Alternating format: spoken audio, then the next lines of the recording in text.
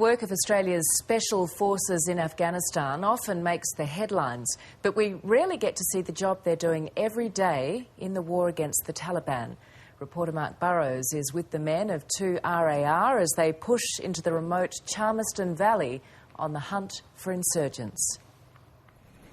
To discover what Australian soldiers are doing in the outer frontiers of Afghanistan, you need a helicopter. We leave the green belt of Tarancot and head east into the desert to join Alpha Company from 2 RAR in Townsville. We land in a cloud of dust and rocks. The location is stunning. Soaring mountains, barely a soul in sight.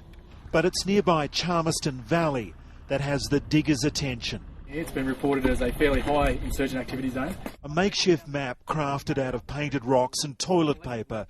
It shows the route we'll take into the valley with the diggers and the ANA, the Afghan army. The Taliban have come, they are forcing the civilians, asking them to provide food and shelter and taking money from them. Plan is for an early morning start, then on foot into the valley. We get shot at tonight, okay, stand to. Then it's lights out at the Uruzgan Hilton. We bed down under a clear sky and grab a few hours sleep before the early morning wake-up call.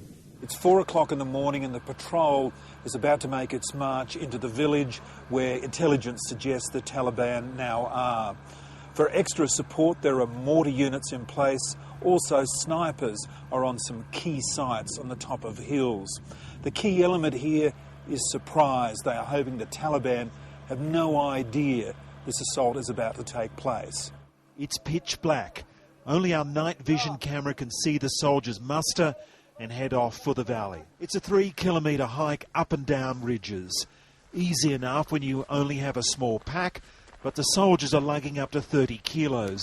Tango Bravo. Every few hundred metres they pause for reports from the leading party, which is spread out, looking like a column of ants. We finally get our first view of the valley, down below Charmiston village.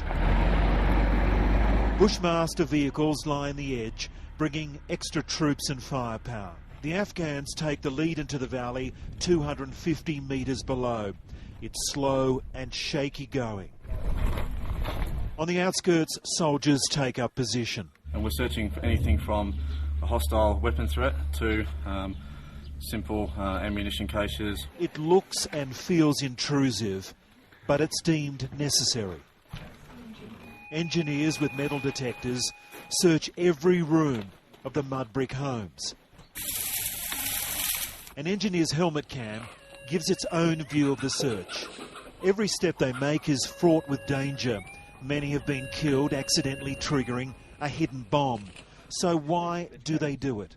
Why risk their lives in a country so far away from home? If it happened at our country, would we do the same or we expect the same? So, you'd always want the help from other people. The soldiers meet the village elders. The old men tell the diggers they don't want the Taliban, just the simple things like running water and electricity. The Australians promise that and more. And we will build a checkpoint to stop the Taliban from using the area. So no Taliban this time, but the commander of the mentoring task force says his men will be back. Probably the good news is that we found a lot of locals who are very receptive to our presence. Australian soldiers here do this work every day, training the ANA to give a people so tired of war some peace and security. In Afghanistan, Mark Burrows, 9 News.